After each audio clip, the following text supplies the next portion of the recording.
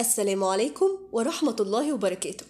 هنشوف في الفيديو النهاردة ازاي مع البرنامج الأورجانيك والعلف السائل بعائلة البايوفاكتور للعام الرابع على التوالي قدرنا نوفر حوالي 11 جنيه من تكلفة العلف، وكمان وفرنا في زمن الدورة 3 أيام، وكل يوم توفير بيكون بتوفير 4 جنيه في اليوم، يعني ب 12 جنيه. العنبر اللي معانا النهاردة بايع على عمر 32 يوم بوزن 2 كيلو و300 جرام وعلف 3 كيلو ومعامل تحويل 1.3. لكن لو كان بيستخدم البرنامج التقليدي من مضادات حيوية وأدوية بيطرية عشان يقدر يوصل لمتوسط وزن 2 كيلو 300 جرام، هيكون محتاج ياكل علف 3 كيلو 450 جرام بمعامل تحويل 1.5. يعني كده البرنامج الأورجانيك والعلف السائل وفروا 450 جرام علف من استهلاك العلف التراكمي للطائر. ولو قلنا إن طن العلف عامل 24,000 جنيه، يبقى وفرنا للطائر حوالي 11 جنيه من تمن العلف التراكمي ليه، مع اللي وفرناه في أيام الدورة اللي ب 12 جنيه، يبقى قدرنا نوفر مبلغ في حدود 23 جنيه من تكاليف الدورة.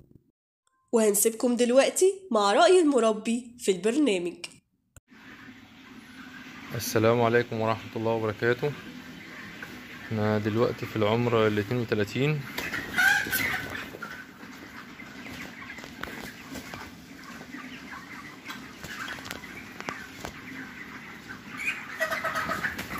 وطبعا مع استخدام منتجات البايوفاكتور شركة المتحدين الدوليون.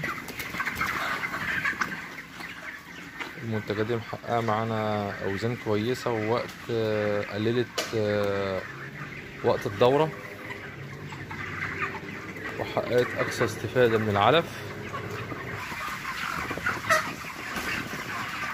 وطبعا مع استخدام المنتجات شركة المتحدون، لو أنا قدرت أظبط نظام التهوية عندي في العنبر، هقدر أحقق أقصى استفادة من العلف، بالإضافة إن هيكون التطير عندي مناعته قوية، وهيقلل معايا في استخدام في استهلاك الأدوية.